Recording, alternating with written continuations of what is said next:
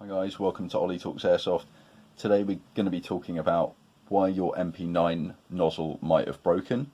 But before we get into it, if you haven't already, think about subscribing and then you can be notified of all my upcoming videos. So let's get straight into it. The reason that you're going to be watching this video is because you're going to have a broken MP9 nozzle. You might be wondering to yourself, well, I'm pretty careful with my guns, how did this happen? And this is going to be the same for the KWA version and the ASG. This happens to be the ASG version in front of you. So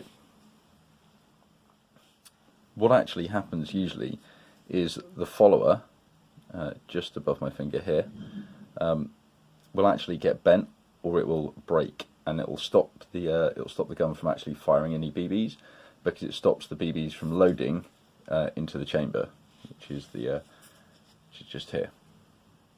So the reason it's doing that is because with these KWA magazines, or the ASG ones, you can load one too many BBs in the top, and what happens is, if your bolt is forward, such as this, and you put the magazine in, what it can do is it can actually, the act of you putting this in can just bend the part just upwards, so that every time that it comes to try and strip a BB off the top, it's actually already bent up like that, so it comes in and it stops firing and it stops feeding BBs. So there's a couple of ways that you can get around doing this. One of them is something that you're going to have to change the way that you actually play, and the other one is more something that you can do in the safe zone before you go out and play.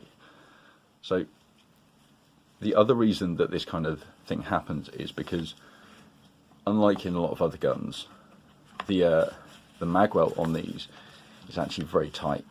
So what often ends up happening is you get to about here and you give it a smack.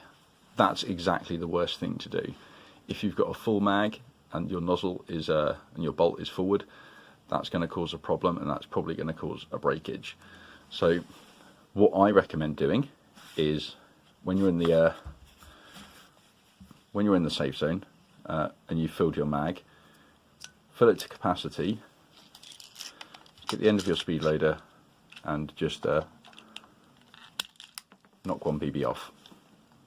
Then with these magazines, if you push in the bottom here, should be a click, and that means that it will actually feed the BBs up and into the gun.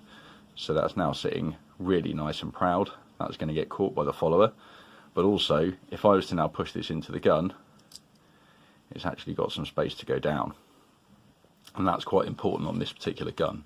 Other guns don't have it as bad, but it's because you end up slamming that magazine in, and that's what creates this problem.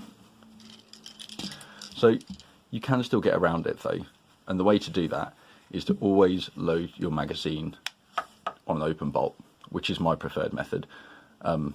So a lot of the time this gun will shoot to bolt lock, and as it does, this piece here will move upwards like that, and it will lock the bolt to the rear. So when you're shooting away, the bolt will lock to the rear, and what I'll do now is I'll put the magazine in. I'll try and do this so you can see this part on camera.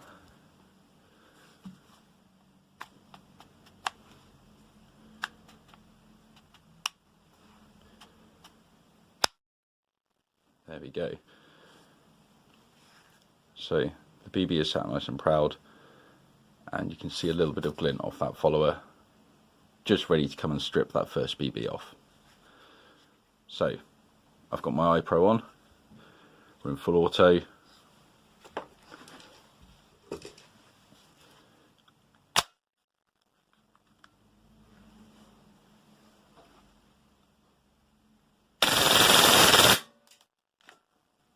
Great fun. Anyway, hopefully that's explained to you why you've got why you keep getting broken nozzles and what you can do about it, and maybe how you can change your play style to stop damaging that part. Okay, hopefully I'll see you on the next one.